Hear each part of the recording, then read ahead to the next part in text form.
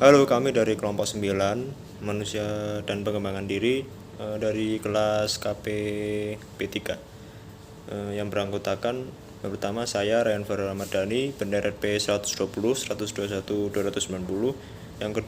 Yang kedua Daniel Edo Ardana, 120, 121, 263.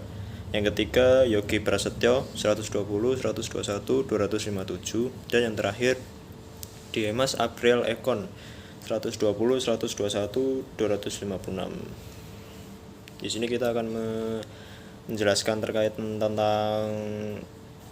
penjelasan teknologi dan dampak-dampaknya. Halo semuanya, pembahasan kali ini kita akan membahas tentang teknologi. Kata teknologi berasal dari bahasa Yunani, yaitu tekne artinya cara dan logos artinya pengetahuan, yang digabung menjadi arti pengetahuan tentang cara. Teknologi adalah keseluruhan sarana untuk menyediakan barang-barang yang diperlukan bagi kelangsungan dan kenyamanan hidup manusia. Penggunaan teknologi oleh manusia diawali dengan pengubahan sumber daya alam menjadi alat-alat sederhana. Teknologi adalah dua hal yang tidak dapat dipisahkan, begitu pula sejarah dan perkembangannya. Namun demikian, tentu saja dapat terlihat perbedaan yang mencolok saat membahas sejarah dan perkembangan teknologi.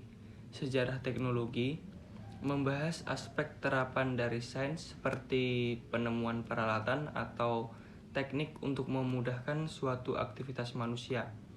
Sedangkan sejarah sains mempunyai cangkupan yang luas karena mengkaji suatu gejala alam atau gejala yang terjadi di kehidupan manusia berdasarkan aspek-aspek teoretis ataupun yang berkaitan dengan hal-hal abstrak secara matematis hingga ranah filsafat. Teknologi juga mempunyai beberapa sifat. Yang pertama, siang hari keadaan terang, saat malam hari berubah menjadi gelap. Maka teknologi listrik membuat malam menjadi terang. Dan yang kedua, manusia terkena bakteri sehingga menjadi sakit dan meninggal. Teknologi kedokteran membuat bakteri penyebab sakit dapat dibunuh dengan obat, sehingga penyakit dapat disembuhkan. Dan yang ketiga, manusia hidup di darat, ikan dalam laut, burung terbang di udara. Teknologi penerbangan membuat manusia dapat terbang.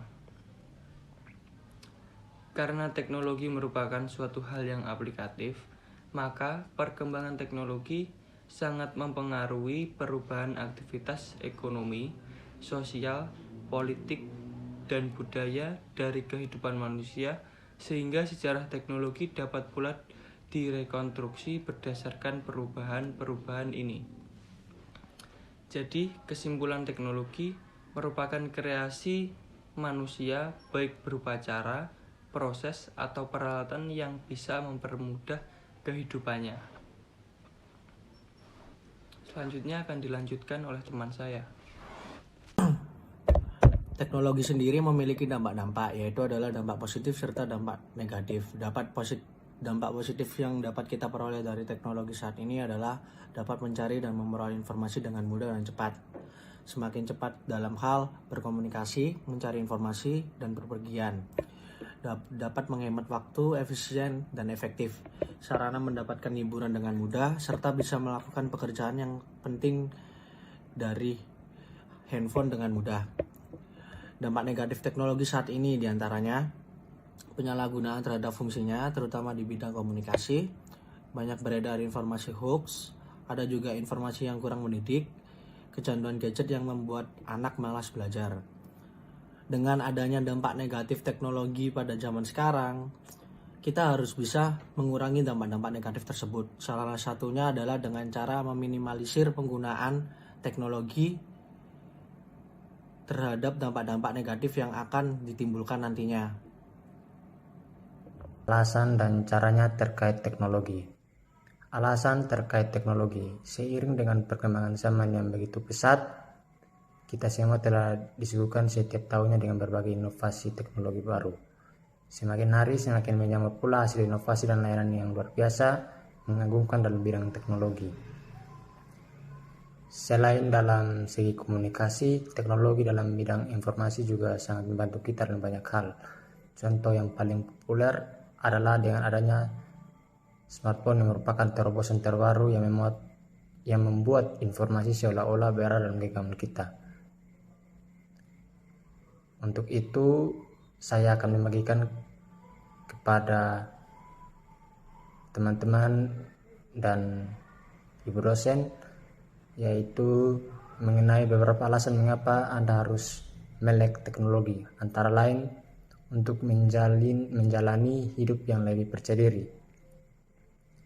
Akan menjadi plus bila kita mampu menyesuaikan diri, mengikuti dan mengantisipasi perkembangan teknologi, maka tidak diragukan lagi kita akan bisa melaksanakan dan menjalani berbagai kegiatan dengan lebih mandiri dan percaya diri. Yang kedua, lebih inisiatif, inovatif, dan kreatif. Dulu sebelum teknologi maju seperti sekarang, sudah banyak juga manusia yang inovatif dan kreatif. Yang ketiga, mencapai efektivitas dan efisiensi. Harus diakui bahwa teknologi benar-benar telah memangkas sebagian besar biaya dan waktu dalam aktivitas manusia. Misalnya saja dulu mengirim kabar dengan surat yang dikirim lewat kantor pos, tibanya berhari-hari. Sekarang sekali ketik dan klik, pesan akan tersampaikan. Sudah tidak lagi menjadi perdebatan bahwa kemajuan teknologi telah masuk ke hampir seluruh aspek kehidupan, maka wajib rasanya kita mulai melek dan memaksakan diri untuk senantiasa beradaptasi dengan perkembangan dan kemajuan teknologi. Dan sekarang saya akan menjelaskan yaitu 4 cara memanfaatkan teknologi untuk menyeimbangkan pendidikan dan kehidupan. Yang pertama, manfaatkan teknologi untuk membantu Anda mengelola prioritas. Jadi Anda harus bisa membuat daftar prioritas yang harus dilakukan, termasuk dalam kaitannya dengan pendidikan, pekerjaan, hobi, dan keluarga. Yaitu saya akan menyarankan Anda memanfaatkanlah Google Calendar yang bisa membantu Anda untuk mempersiapkan jadwal dan mengatur waktu. Yang kedua, menggunakan cara yang berbeda untuk mendapatkan pendidikan. Cara di atas sangat tepat dilakukan, khususnya bagi Anda yang terlalu sibuk dalam bekerja dan tidak sempat untuk mengikuti kursus di lembaga pendidikan.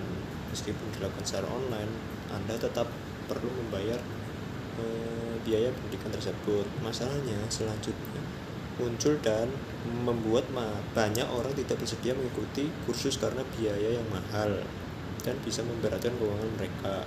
Padahal saat ini terdapat banyak bantuan dana yang bisa dimanfaatkan untuk mengikuti kursus atau pendidikan apapun.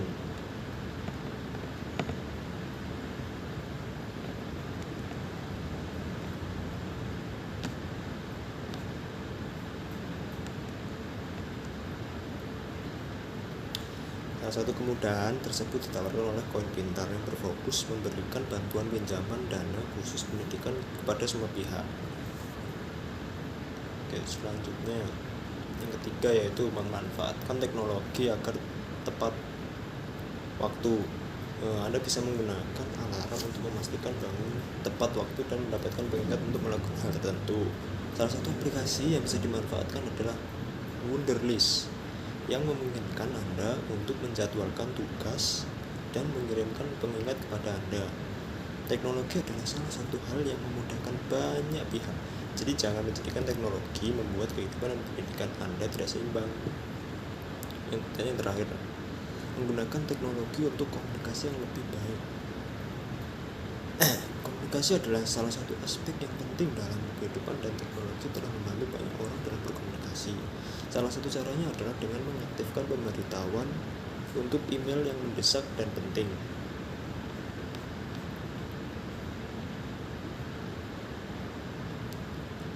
Salah satu aplikasi yang bisa dimanfaatkan adalah Wunderlist yang memungkinkan Anda untuk menjadwalkan tugas dan mengirimnya. Hal ini memungkinkan Anda untuk lebih cepat menanggapi pesan yang masuk. Tidak hanya itu, Anda juga harus mencegah aplikasi yang tidak bermanfaat mengirim pemberitahuan